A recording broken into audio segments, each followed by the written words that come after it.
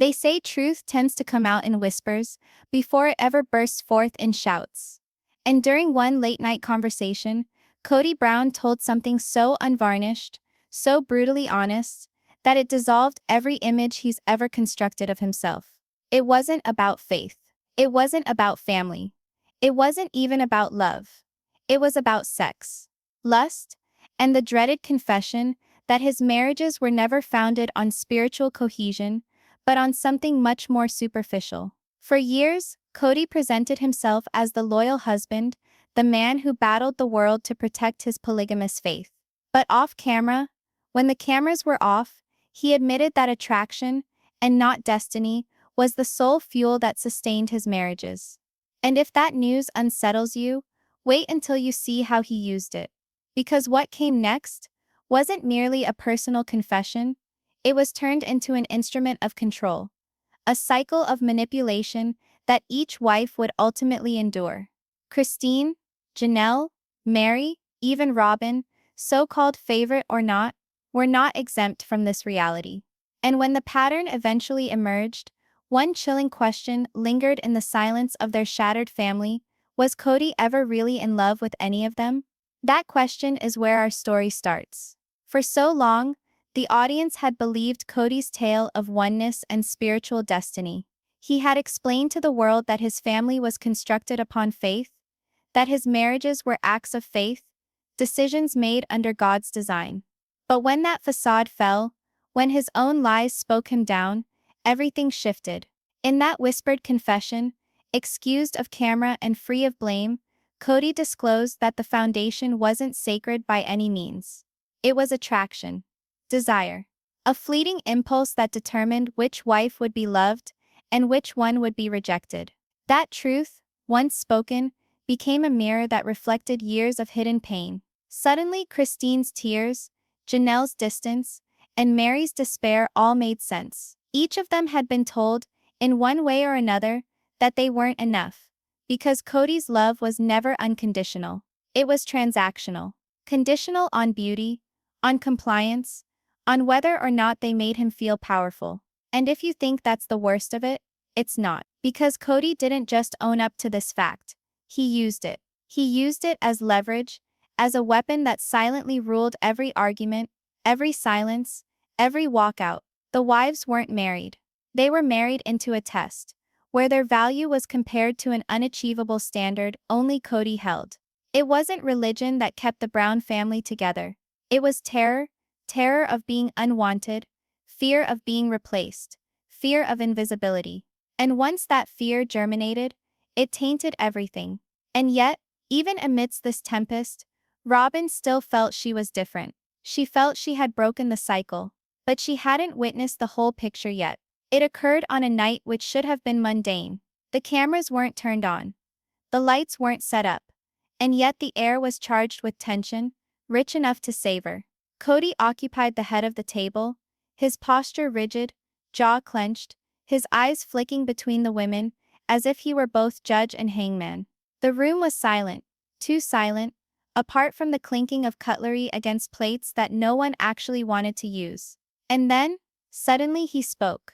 Not as an apology, not in a flash of weakness, but as a claim of strength. He said that what actually held him to any wife was not spiritual bonding, not companionship, not the fantasy of creating a joined family under God's favor. It was sex. It was desire. It was if he was attracted to her at that moment. The words dropped like a stone in water, rolling outwards, touching every face at that table. Christine's hands went still in mid-motion, her eyes clouding with hurt she'd carried for years, but never quite named. Janelle's lips pressed together, not with shock, but with recognition. She'd heard this truth before, just never spoken so bluntly. Mary dropped her head, the silence around her weighing heavier than anything she could have said. And Robyn attempted to meet his eye, as if she could continue to hope that she was immune to the tempest that had consumed the rest. But the reality was irrefutable. In one single confession, Cody broke all the vows he had ever made concerning love as an eternity, concerning faith to rule his decisions. What he showed was not a family founded on divine intention, but a pyramid founded on his own short-lived whims. And if you thought the silence that followed was the end of it all, it wasn't. Because silence has a way of speaking more than words ever could. And in that silence, everything started to fall apart. That dinner table confession wasn't a momentary lapse. It was a glimpse into the manner in which Cody had been conducting his marriages for decades. For the truth is, he didn't merely feel desire. He used it. It was his money, his leverage, his method of keeping each wife in pursuit of something that she could never quite have. With Christine, the tool was comparison. He teased her with affection, then withdrew it, reminding her in veiled ways that she wasn't measuring up. She worked harder, preparing more meals, coordinating family rituals, giving her all to hold the family together. But the more she gave, the less he appreciated it. To Cody, her love was ambient sound. What was important was whether she kept him feeling powerful, wanted, in charge. With Janelle, withdrawal. He knew that she appreciated autonomy, so he punished her by withdrawing, making her struggle with the practical aspects of life on her own. Bills, kids, routines, she did it all, while Cody made her feel she was fortunate for the leftovers of attention he threw her way. His desire became the measure by which he evaluated her worth. And whenever she didn't measure up to his unseen benchmark, he simply retreated further into his own universe. And then there was Mary. For her, Cody's weapon was shame. He made her feel like the emotional one, the needy one, the burden who couldn't keep up with the others. When attraction faded, he didn't soften the blow. He turned it into a verdict. You're not enough anymore. And slowly, Mary began to believe it. Every wife was stuck in the same cycle. Fight harder, give more, and hope he might come back to the man he used to pretend to be. But the bitter irony is that the cycle was never meant to be won. Cody controlled the key, and the rules shifted whenever he desired. And while the rest came to realize the truth, Robyn remained convinced she was different. She still felt Cody's wanting made her special. Unbeknownst to her, the same weapon he held against the rest was being sharpened for her. And when it finally turned on her, the fantasy of being the favorite would break just as brutally. As soon as Robyn arrived in the household, Cody made her feel special. She was not merely another wife.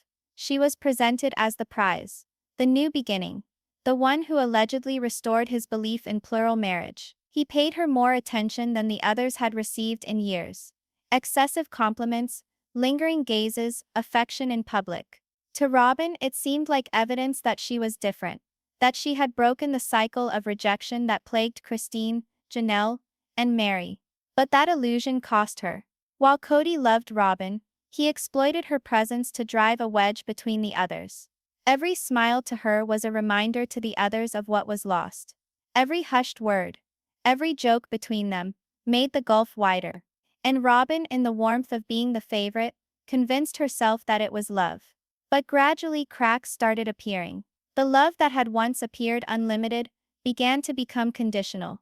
His admiration turned sharper, tinged with disappointment, when Robyn could not live up to his ever-changing expectations. He started withdrawing in subtle manner, less time spent, less affection, more quiet at the dinner table.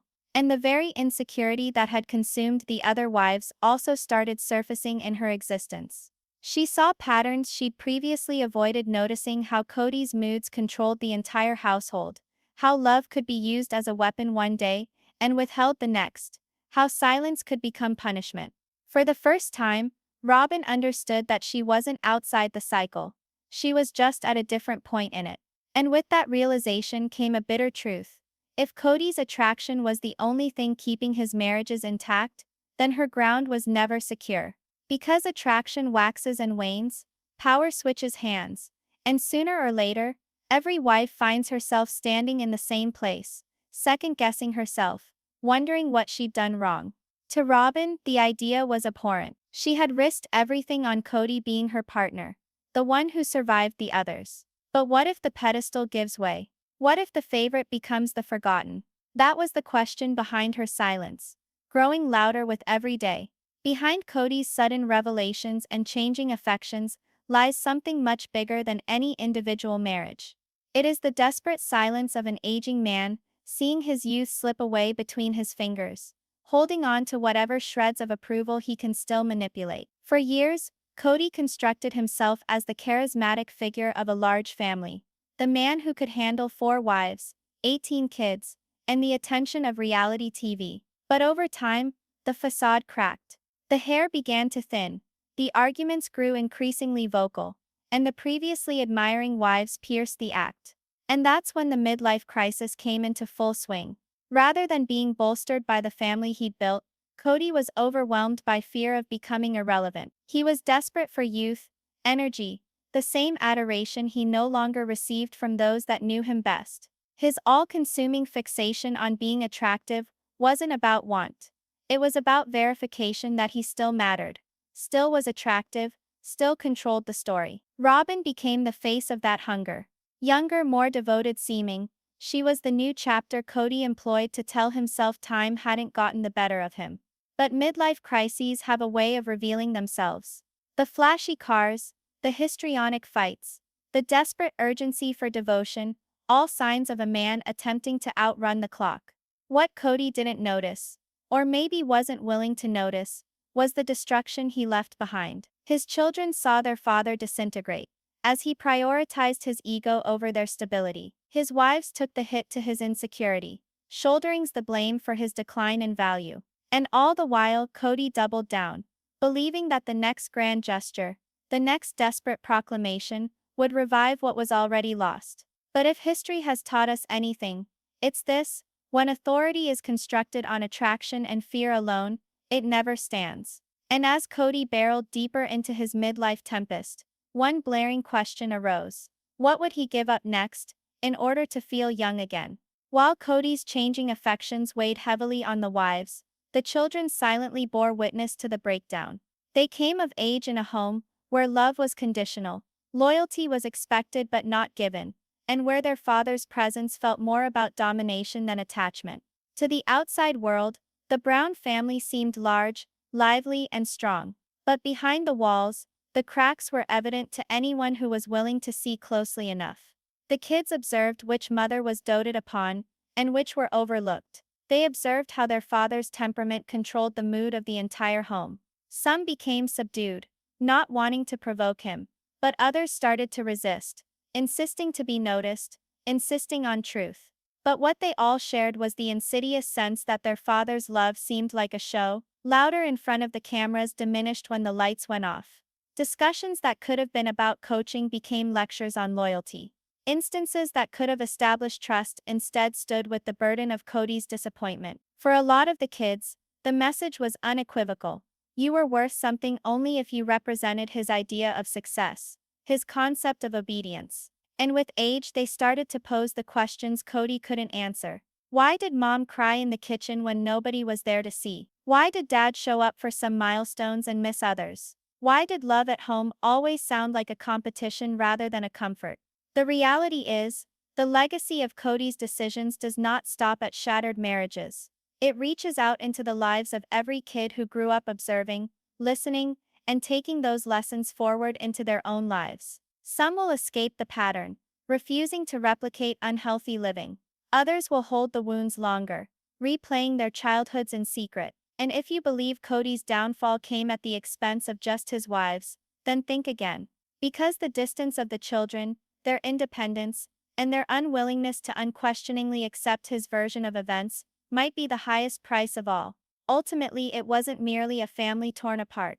It was a generation compelled to grow up in the wake of their father's errors. For years, Cody used the cameras to shine his image. Reality TV provided him with a platform, a spotlight upon which he could project himself as the loyal patriarch, the misunderstood husband, the man warring against society's condemnation. But as the seasons progressed, audiences caught sight of what the wives had always recognized: the contradictions, the favoritism, the rage seething just beneath the surface. Fans who once sympathized with the Brown family began asking harder questions. Why did Christine always look so drained? Why did Janelle's voice grow sharper in each season? Why did Mary's eyes hold so much sadness, even when she tried to smile? And why, above all, did Cody seem more concerned with defending himself than with healing the fractures in his family? Social media made those questions louder. Footage made the rounds on the internet of his tantrums, his dismissive remarks, his incessant desire to be in charge. What had appeared as confidence now appeared as arrogance. What had seemed as conviction turned out to be insecurity. And with each succeeding season, the audience that initially watched for a tale of resilience remained for something else. The collapse of a man who could no longer cover behind justify it all that happened. Even the most devoted viewers, the ones who had defended Cody in previous years, started accepting the glaring fact that this was not a tale of religion keeping a family unified. It was a tale of ego destroying it. And as that story gained steam, Cody lost the one thing he had always desired: respect. But public opinion is not simply noise. It leaks into the story itself, into the way the wives watch their own struggles legitimized, into the way the children know they are not alone in their uncertainties. The world was finally saying what they had whispered in their own living rooms for so long. Something was fundamentally broken. And Cody was right at the center of it. And if you believe Cody's grip stopped at the dinner table, you're wrong. Because as soon as the world began to take notice, his desperation just intensified. And desperation has a very bad habit of forcing people to their most dangerous depths. After the world started observing with clearer vision, Cody did not back off. He took it to the next level. The attention that should have made him humble was instead used as fuel for his dominance. Each uttered public opinion, each tweet, each meticulously choreographed shot for television was made to regain the respect slipping from his grasp. And yet, in secret, the tactics became more subtle and manipulative. Robyn was the first to notice the shift. The displays of attention she had once interpreted as affection now seemed calculating. Each compliment carried an unstated challenge, each motion a reminder that her place was never secure. Cody's eye lingered a moment too long when she tripped, and he praised her when she moved in ways that pleased his ego, not their bond. The manipulation was no longer about want. It became about control. He crafted scenarios where Robyn needed to defend herself, plead for his attention, or silently compete with the ghosts of past wives who had previously failed the same test. The insidious gaslighting, the love conditioned on approval, the deliberately sown seeds of doubt, everything was honed to a precision that had her doubting not only her behavior, but her self-worth.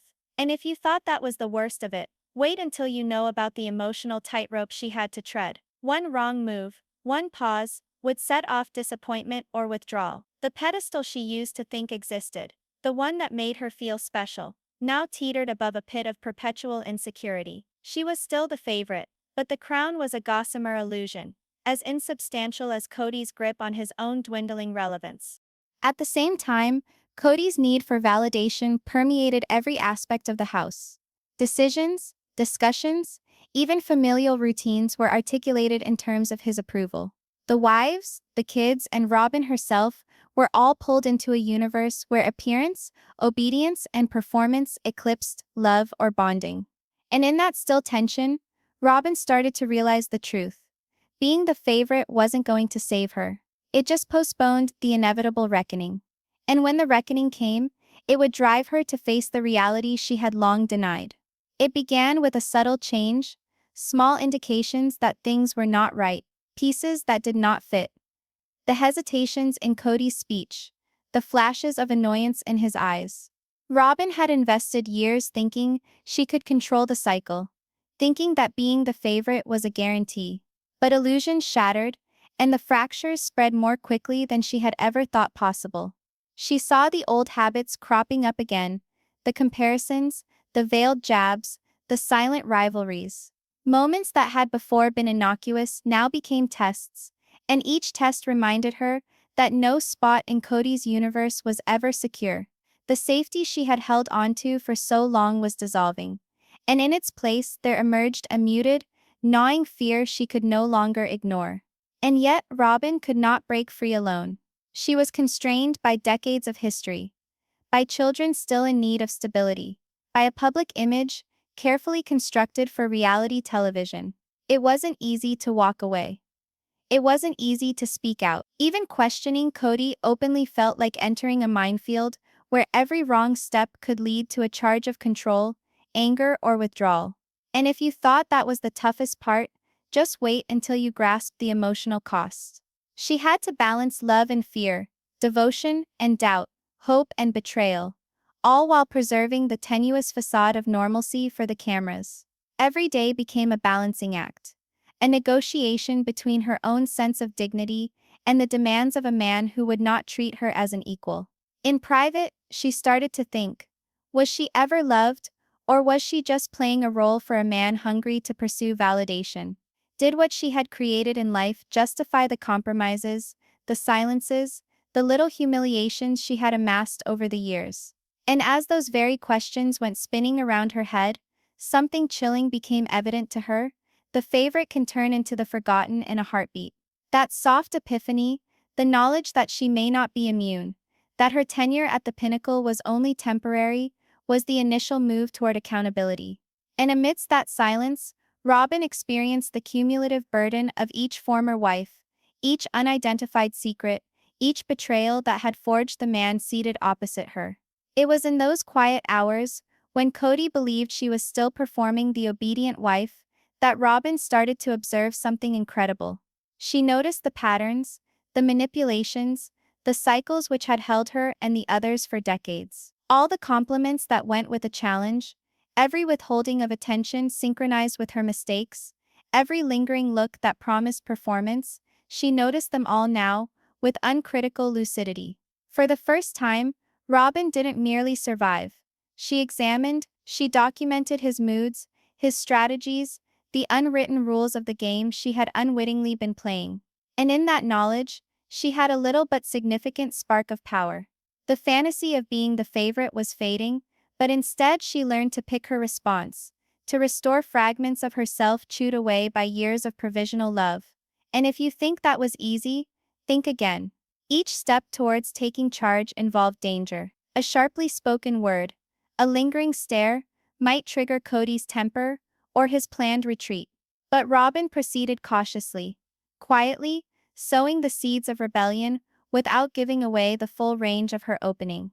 Each smile, each headshake, each act of calculated submission was a chess move and not a capitulation. While this was going on, tension in the family heightened. The kids could feel the change, the unspoken but palpable shift in their mom's energy. For the first time, they witnessed Robyn as more than caretaker or partner in Cody's play, but as a woman taking back her power. And as her quiet resistance intensified, Cody's control attempts became ever more frantic, more obvious. Robyn understood something fundamental. She could not regulate him, but she could regulate herself. And by doing that, she started recovering the dignity stripped away for years. Each one of those deliberate responses, each tiny declaration, was a stitch in the tapestry of self-determination. And as she schemed her masterful taking back of control, one cold question hung in the air: would Cody see in time, or had the dynamic tipped too far in Robyn's direction for him to regain the power? The faint cracks in Cody's domination were no longer behind the closed doors of the household. As Robyn's passive rebellion escalated, tension became uncontainable. Little slips, the pause in her tone, the unwavering stare that would not be bullied, started revealing the truth to everyone within her environment. And after a pattern of non-compliance was established, even the other wives, the kids and the cameras were able to notice it. Cody, who had crafted his existence on manipulating perception, was caught naked. What was once a personal stockpile of psychological tricks was now transparent. Flattery with taunts, withdrawals to punish, veiled comparisons intended to keep things in line. All were transparent, even to typical observers. Twitter and Facebook hummed with videos that punctuated his contradictions. Supporters who had earlier stood by him now doubted the sincerity of his on-air persona. And reality TV no longer concealed the fissures behind fabricated grins. Within the house, the air was charged. Each meal, each exchange held within it the implicit threat of conflict. Robyn no longer winced. She weighed each word, each movement, each silence. She no longer played pawn to Cody's ruthless game of ego and need. The balance of power, previously presumed to be on his side, was shifting, and he was aware of it. And if you believed that was the end, guess again. The children saw it too.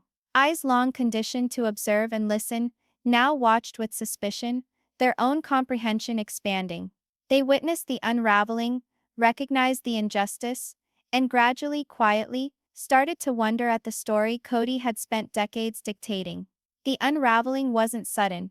It was a series of small, undeniable moments. A glance misread, a word not responded to, a hesitation that spoke volumes. But together, they compounded, exposing a man who had relied on manipulation for decades and a household forced to reckon with the consequences. And within the tension, a question hovered like a storm cloud. How far would Cody push to take control back? And how many fissures would show before the family could ever hope to achieve stability? The storm that had been building in silence finally burst. Cody's manipulations, previously so skillfully managed, could no longer sustain their power. Robyn, all too aware now of the cycles into which she had been kept, confronted the consequences of years of control, favoritism, and veiled intimidation. The house that once hummed with staged appearances of harmony was heavy with unspoken realities. Every member of the family quietly coming to terms with what had all along been visible. Robyn's introspection was agonizing but needed. She relived years of sacrifices, tiny humiliations, and instances where her voice had been muzzled for stability's sake or performance. And yet, in that introspection, she also found fortitude. A focus she never had when she was clouded by the delusion of being the favorite. She came to perceive herself not as a chess piece in Cody's game, but as a person who could take back her life, her dignity, and her story. The kids, as well, were weathering the repercussions. They witnessed the fissures within their father's character, and for the first time ever, they could challenge the rules they had been raised upon. Witnessing the disintegration provided them with perspective, an opportunity to realize power and control never come without stipulations. That resilience emanates from comprehension and not from unthinking obedience. Even Cody, despite all his efforts to assert authority, felt the brunt. The public glare, the broken family dynamics, and the increasing awareness among those around him created a space he could no longer command. His dominance, which once appeared so absolute, was slipping from his hands, leaving behind a more delicate legacy than he could have ever envisioned. And if you believe this is where the story ends, it doesn't. The fallout is just the beginning. What comes next is the quiet reckoning. The moments when each member of the family comes face to face with what they went through, what they learned, and what they will never tolerate again. The lessons are sharp, the memories lingering, and the question about the future hangs heavy. Can a family broken by manipulation ever totally heal, or is some damage permanent? And in that silence, the truth lingers. The tale isn't done, and the reverberations of the past will keep influencing each choice, each relationship, and each life that was affected by the unraveling. Having endured years in silence, Robyn started to make small, tentative moves towards regaining her sense of self. Every small act, a word declared loudly, a line drawn, a choice made without validation, was huge. Such moments were not heroic gestures, but they were freighted with years of silenced voice, representing the first tremors of empowerment. She saw how her presence rearranged the dynamics of the household. Cody's control efforts were less successful. His strategies, once practically invisible, were now confronted with clarity and measured pushback. Robyn felt for the first time the excitement of agency, the quiet pleasure of deciding her responses instead of reacting from fear or duty. And if you imagine that empowerment was a breeze, it wasn't. Each triumph was shrouded in uncertainty. By the decades of conditioning which had instilled in her a deference, an apology, and negotiation for attention morsels. But each gesture of defiance, however slight, eroded the unseen bonds which had held her in place. The children also started seeing a different story. They saw how their mother was able to stand up for herself without blowing into confrontation, the fine art of taking back respect without making a scene. It was a lesson in fortitude that no book could provide. A living demonstration of taking back dignity in a world that had long called for performance rather than authenticity. Robyn's quest was not yet over. The memories of the past lingered, and the inheritance of manipulation was still evident in the quietest corners of the home. Yet in those moments of contemplation and understated assertion, she discovered hope, a template for claiming not only her story, but a sense of balance long denied. And so, as she made these tentative gestures, one question murmured softly but inexorably. How far could she go before completely emerging from the shadows? And would the world ever acknowledge the kind of courage it takes to rise after years of being belittled? The family had changed in ways that were barely noticeable initially. Robyn's subtle authority, that she had started to reassert now, shone through in the way she interacted with others, in the choices she made, and even in the minutest acts of quiet resistance. Cody, who had been so confident about his power, now felt the ground beneath him no longer entirely his to command. Each masterfully plotted coercion, each try to hold on to power, was now greeted with a consciousness that could not be reversed. The children observed, silent observers to this change, learning lessons on strength, agency, and the bravery it takes to hold your ground when all appears to be going against you. The house, which once had been a platform for ego and performance, had come to show a deeper reality, that toughness is not created through obedience but through recognizing your worth and claiming it quietly, intentionally, and consistently. And yet, even as Robyn gained control of her story, the tension did not dissipate. Cody's wantings, his hunger for approval, and the habits of the past had not vanished. Their presence was still felt, like the shadows in the room, reminding all that change is never complete. The power dynamic, once thought to lie in his favor, had shifted, but the tale was far from over. And if you believe this is the end, you're mistaken. Because the question really isn't in the past or even in the short term after, it's in the decisions yet to come. How will Robyn keep pushing through a life of manipulation and public judgment? And how will the children take these lessons with them into their own lives? And perhaps most disquieting of all, how will Cody react when he comes to understand that control, once so taken for granted, is no longer assured? The silence that followed these epiphanies was dense but not vacant. It was charged with possibility, with the implicit awareness that each step taken from here on out would determine the next chapter. And in that silence, one question hung,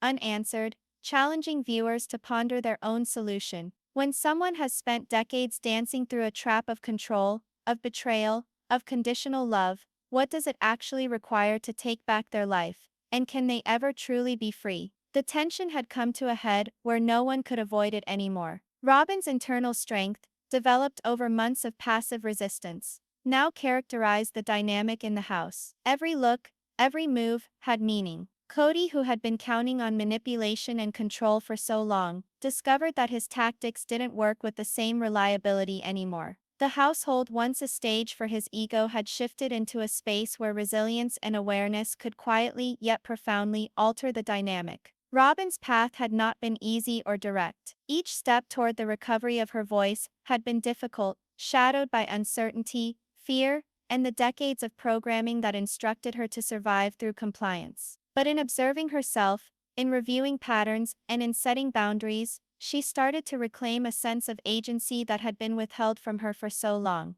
And if you believe that change was easy, it wasn't. Every instance of empowerment had the baggage of the past, betrays, manipulations, shattered relationships. And in that baggage even, was a sense of clarity. Strength is not usually a loud thing, and courage is often gauged in small deliberate acts. The children, observing each subtle change, learned the lessons in progress. They witnessed a mother who could be heard without having to become angry, a woman who could regain her dignity without the need to overpower. They understood that power is not seized through violence, but regained through consciousness, patience, and deliberate action. And in that still tension, a question hung, one that would not be resolved by words or deed. At least not yet. What is it like when someone finally sees the patterns that once held them captive, face the truths that were so long avoided, and begins the first steps towards reclaiming their life? Can freedom truly come after so many years of manipulation, or does the shadow of the past always remain,